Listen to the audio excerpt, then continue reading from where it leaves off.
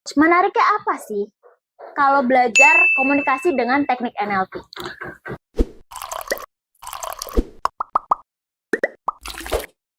Halo sahabat NLP, balik lagi nih sama Friska di NLP for Business untuk Indonesia. Nah, hari ini kita mau bahas lagi nih keresahan-keresahan sahabat NLP yang udah DM ke Friska. Yuk kita langsung tanyakan ke Coach Antonius Arif. Halo Coach. Halo. Nah, gini nih Coach. Ada sahabat NLP Coach, dia sebenarnya sedikit agak bingung Coach. Dia belajar public speaking. Public speaking itu kan cakupannya luas ya Coach ya. Setuju ya Coach ya? Nah, di NLP dia tahu itu ada teknik komunikasi dengan NLP. Nah, dia tuh tanya nih Coach, menariknya apa sih kalau belajar komunikasi dengan teknik NLP? Public speaking apa komunikasi? Beda loh. Nah, itu dia nih ya, teman-teman. Dia bingung dia bikin. Dia tadi ngomong public speaking, sekarang dia ngomong komunikasi. Oh, tapi nggak apa-apa public speaking Nggak dengan... apa-apa, ya dipisahin aja. Ya, kalau public speaking gimana, komunikasi gimana, biar gue paham. Oh, oke. Public speaking atau komunikasi?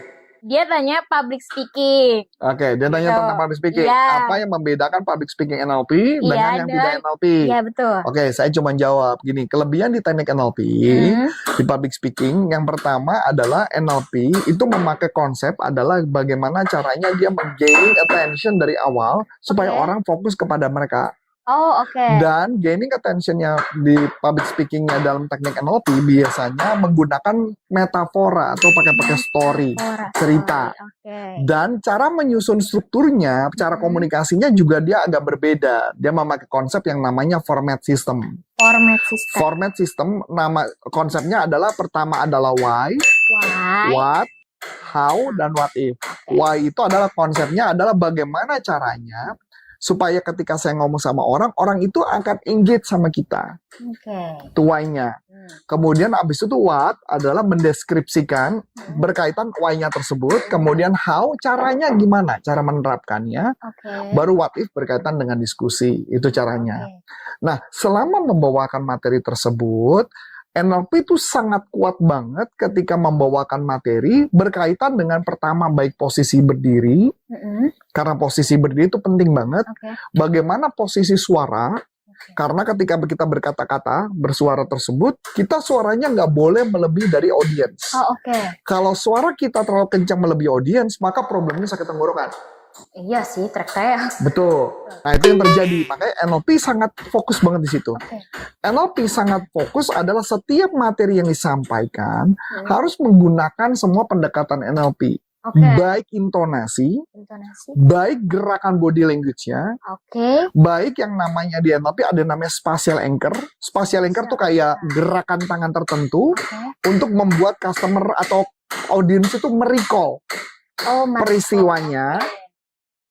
Kemudian bagaimana caranya mengatasi ketakutan, ya, walaupun customernya dia joget-joget, ini ekstrim. Customernya joget-joget, gebrak meja, marah-marah, dan sebagainya, tapi dia tetap santai menanganinya. Dan yang paling menarik juga adalah teknik bagaimana cara menjawabnya. Cara menjawab pertanyaan, karena biasa cara menjawab pertanyaan karena banyak aja ada orang yang berupa serangan tertentu, ada orang yang merasa so tahu dan sebagainya. NLP punya kemampuan seperti itu, bagaimana mengatur supaya orang mengingat informasi, itu sangat penting banget di NLP. Nah, itu kalau gambaran di NLP ya kurang lebih seperti itu gambarannya. Intonasi, kecepatan suara, bagaimana pola dia mengucapkan kalimat dengan ada tanpa jeda prosesnya. Ya memang di tempatnya juga ada jeda, tanpa jeda ya, tapi konsep di NLP adalah menggunakan pendekatan yang merupakan pendekatan NLP. Karena ketika kita bicara sama orang tuh kan ada 3 tipe. Ada visual, auditory, kinestetik. Bagaimana caranya kita meng-engage visual, auditory, kinestetik supaya audiensnya bisa kita engage. Begitu juga posisi meja juga berpengaruh, karena gaya posisi NLP berbeda. NLP tidak mengenal ada istilah meja, nggak ada. NLP mengenalnya adalah ketika duduk harus bentuknya posisinya adalah posisi chevron. Chevron seperti apa? Nanti mungkin ada gambarnya seperti ini. Gitu ya, posisi chevron. Jadi itu pendekatan-pendekatan yang dilakukan NLP, dan NLP sangat banyak banget pakai peragaan gerakan tubuh, terus kemudian dia ada demo Oke. Itu NLP banget. Oh, itu NLP banget. Nah, nih teman-teman, itu menariknya dari NLP. Nah, Kalau public speaking. Kalau teknik komunikasi. Iya. Teknik komunikasi yang membedakan adalah ketika kita berbicara sama seseorang, kita harus memahami dulu sudut pemikiran kepala orang dulu. Oh. Kenapa dia bisa menyampaikan sesuatu, kenapa dia bisa menolak kita dari awal, itu kita harus pahami dulu. Oh, meskipun kita nggak tahu sebenarnya dia mikir apa. Iya, betul. Jadi misalkan kita menyampaikan sesuatu dan dia menolak kita, saya harus mencari tahu apa sudut isi kepalanya dia dulu. Oh, Saya pahami isi kepalanya dia dulu dengan cara apa? Bertanya. Saya ambil contoh sederhana. Ini kejadian nyata. Dan kejadiannya masih berlangsung. Masih berlangsung. Masih berlangsung dalam arti karena saya belum bertemu dengan orangnya, maka belum bisa ngomong. Ya, karena ini terjadi percakapan di WhatsApp. Ya, terjadi percakapan di WhatsApp. Dan saya rencananya akan ketemu sama dia di hari Kamis, dan saya akan ketemu dan akan ngomong sama orangnya. Jadi gini ceritanya. Saya lagi berbicara mengenai bahwa pentingnya sains dan logika. Ketika belajar agama, menurut saya, ketika menyampaikan sesuatu harus logis banget. Harus logika banget. Kalau nggak logika banget, buat orang-orang tertentu yang pakai otak banget, analisa banget, maka nggak akan bisa terima. Menolak sih, Coach. Menolak. Ya, bener kan? Benar. Saya kasih contoh yang gampang sederhana. Misalnya kita bilang, agama saya adalah agama yang paling benar. Bisa? Oke? Biasa orang logika kan nanya, tahu dari mana agamamu yang itu paling benar? Pokoknya paling benar. Ya nggak bisa kena dong. Iya, benar. Ya apa gitu kan? Apa? Betul dong? Nah, ini aja kamu udah emosi kan? Nah, kenapa bisa terjadi orang yang ngotot dan sebagainya? Karena orang tersebut punya peta sendiri. Iya. Saya pun punya peta. Di dalam NLP, maka apa yang harus dilakukan? Saya akan bertanya kepada dia. Ini makanya kenapa saya terjadi perdebatan sama orang ini, karena dia menganggap bahwa agama itu nggak perlu logika. Beragama ya agama aja, imani aja. Kalau menurut saya itu buat kamu, tidak buat saya. Karena buat saya mengerti tentang Tuhan itu ada apa enggak aja udah sulit buat saya. Makanya kenapa harus saya paham secara logika. Sampai sini oke kan? Nah, kemudian yang kedua, saya juga bicara mengenai sains. Bahwa segala sesuatu di muka bumi ini, itu kan ada penelitian macam-macam tuh. Banyak. Ada teori Big Bang. Bahwa dunia ini diciptakan karena ada ledakan Big Bang dan kemudian terciptalah dunia. Nah, gimana cara menjelaskannya? Secara agama. Karena di agama kan nggak ada tulisan bahwa dunia diciptakan dengan Big Bang. Nggak ada. Nggak ada. Nah, tugas saya adalah menjembatani itu pakai sains. Contoh lagi. Kenapa seseorang harus berkata-kata positif? Di agama diajarkan bagaimana kita berkata positif. Pertanyaannya, apa korelasi perkataan positif itu dengan sains? Saya mengatakan ada penelitian dari contoh ini penelitian terkenal Masaru Emoto. Masaru Emoto penelitiannya mengenai the power of word. Perkataan yang disampaikan akan berdampak kepada air. Air minum. Jadi kalau kita mengatakannya ada penelitian, jadi kalau kita kata-kata yang positif, air itu menjadi dieskan, kemudian dicek pakai mikroskop, itu kan keluar kayak kembang-kembang kristal yang bagus. Ya, nanti gambarnya juga ada di sini ya. Nah, kemudian kalau dikata-kataan bodoh, tolol dan sebagainya, maka gambarnya jadi jelek. Nanti gambarnya juga ada di sini. Nah, ini yang menarik.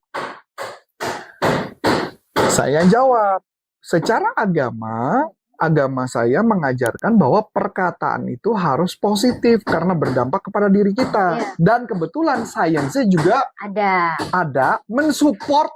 Mensupport. Itu. Benar. Kalau saya jelaskan kepada orang yang tidak punya agama, saya menjelaskan secara sains bisa lebih gampang diterima nggak? Bisa lebih gampang. Lebih gampang diterima kan? Minimal. Minimal itu ya. Minimal. Nah, orang ini berdebat sama saya. Tidak perlu sains. Namanya agama udah agama aja gitu. Nggak usah sains. Nggak ada hubungan sama agama sama sains. saya mau makanya kan terjadi perdebatan. Iya. Nah, karena terjadi perdebatan itu saya jadi ingat. Ini kayaknya dia salah paham tentang istilah sains dan logika. Oh, jadi, oh iya ya. Ya kan? Makanya saya harus menjelaskan, mau nanya. Nanti mau tanyanya apa? Saya akan tanya gini. Apa sih definisi kamu sains? Oh iya. Apa sih definisi kamu logika? Sedangkan menurut saya, menurut orang lain terserah. Menurut saya, di dengan otak saya, semua hal itu bisa dilogikakan. Menurut saya, semua bisa dilogikakan. Kalau bisa dilogikakan, berarti artinya ketika saya belajar apapun, jadi lebih gampang masuk di kepala saya. Kenapa kita mengajar seseorang itu menjadi sulit? Karena nggak sesuai dengan logika. Bener dong? Saya kasih contoh sederhana. Contoh sederhana ya. Saya punya anak yang kecil, dia desainer, video editor, ya kan? Namanya Jenis. Kalau saya ngomong ke Jenis nanti bantu papa ya. Kamu kerja di tempat papa ya. Dia akan mengatakan enggak. Kenapa tuh, Coach?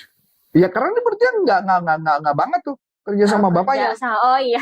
Iya dong. Iya. Tapi kalau saya ngomong gini, Jenis, karena papa tahu kamu desainnya bagus, editannya bagus, gimana kalau kamu kerja sama papa untuk ngebantu papa, dan nanti kamu tetap kerja sama tempat lain, nggak perlu kerja sama papa, cuman ngebantu untuk tim desain papa.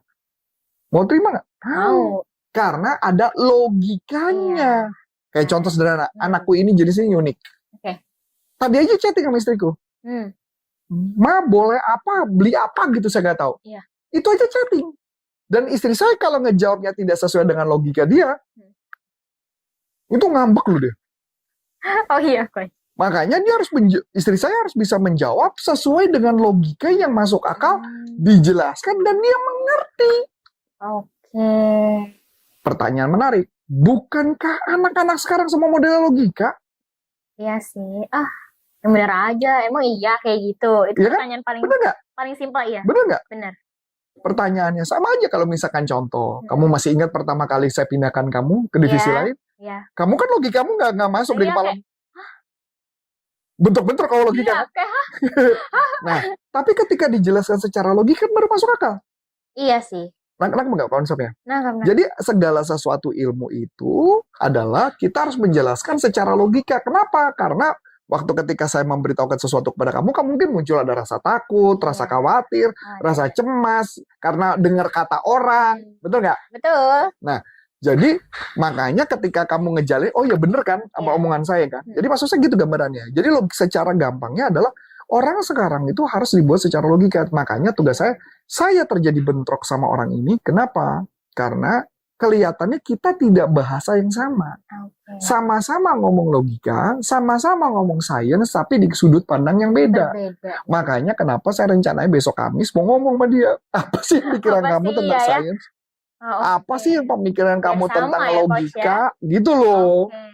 Jadi kalau enggak, apa yang terjadi? Manusia sering konflik karena kita punya sudut pandangnya berbeda.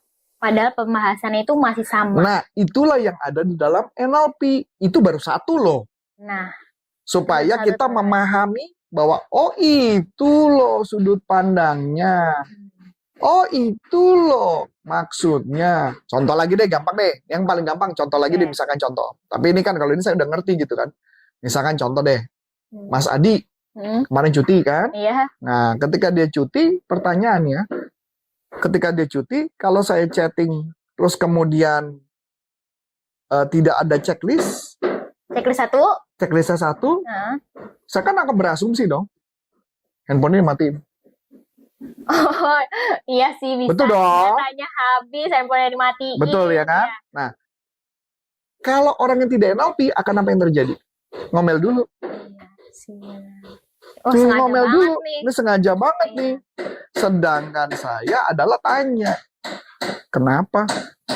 Dikasih tahu, sinyalnya jelek. Nah pada saat kemarin saya mau berangkat ke Balikpapan tapi nggak jadi, maka saya bilang sama Adik, karena gue tahu koneksi dia jelek, maka aku bilang, di standby ya, handphonenya dipegang, iya pak. Kenapa? Karena Saya kan nggak tahu. Iya. Karena perubahan bisa terjadi di manapun. Benar, Nah, itu benar. maksud saya. Ya, saya juga nggak tahu kalau dia lagi di kampung kan. Saya asumsi dia kampung itu pengertian di Bogor gitu. Ternyata jauh Ternyata juga. jauh kampungnya, sampai nggak ada sinyal. Nah, maksud saya, jadi artinya itu loh gambaran. Tugas kita adalah mencari tahu petanya si Adi supaya tidak terjadi salah paham. Oke, iya. Sedangkan orang kan sering banget terjadi salah paham. Kenapa? Karena saya bahas A. Ya, dia jawabnya B. Iya, jawabnya. Nanti lama-lama dia akan ngomong, ih bos gue marah-marah mulu sama gue mah. Ya udah kalau nggak suka sama gue, ya gue keluar aja, bener nggak? Bisa. Itu ada kemungkinan, Coach. Bener nggak? Benar. Ya, itu maksudnya. Kenapa orang punya persepsi yang berbeda? Karena itu. Oke. Nah, teman-teman. Istilahnya apa ya kalau di agama kamu tuh? Apa namanya? Apa namanya? Kalau di agama muslim ada tuh apa istilahnya? Cari tahu. Bukan Suzon itu kan bukan. Suzon tuh berprasangka baik. Yang ini apa? Mesti cari tabayun. Oh, Ya? Iya benar. Bener nggak? Tabayun itu apa arti? tabayun apa arti? Gawat muslim palsu. Kayaknya harus ngaji deh. Kalau baru melakukan merit. Itu mah bukan. Itu ta'aruf, wow. Tabayun apa ya? Sebentar Pak, saya cari dulu Pak. Yuni. Tabayun. Tabayuni. Meneliti, menjelaskan, memahami, mencari tahu Sama nggak? atau memverifikasi. Sama Iya, sama.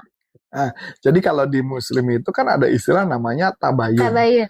Ya, tabayun apa tadi kan? Baru carikan tadi maksud apa artinya? Menjelaskan, memahami, memverifikasi, istilahnya Coach. Sebenarnya artinya kalau kita nggak melakukan tabayun, maka apa yang terjadi? Kita akan salah sangka terus-menerus. Uzon terus. Benar nggak? Benar. Nah, itulah yang diajarkan di NLP. Di awal bahwa ketika berkomunikasi, daripada kita berantem, udah pukul-pukulan, baru tabayun. Udah telat. Iya, benar. Masuk akal? Masuk akal banget nih Coach. Nah, Itu hanya salah satu bagian dari NLP. Dan masih ada beberapa hal lain bagaimana cara menggali informasi, cara mendengarkan, cara menjawab yang empatik, gimana caranya ketika ada keberatan, gimana ketika menyampaikan informasi, itu menjadi penting. Oke, nah teman-teman, public speaking ataupun komunikasi dengan NLP itu ternyata sangat amat menarik, teman-teman. Jadi teman-teman kalau misalkan mau belajar komunikasi bareng langsung Coach Antonius Arif, bisa langsung kontak Rizka di nomornya ada di deskripsi. Tinggal chat. Oke, segitu dulu teman-teman. Thank you Coach Arif. Nanti kita ketemu lagi di next video. Dadah, dengan saya Priska dan Saya Coach Antonius Arif, NLP for Business untuk Indonesia. Bye-bye. Bye-bye.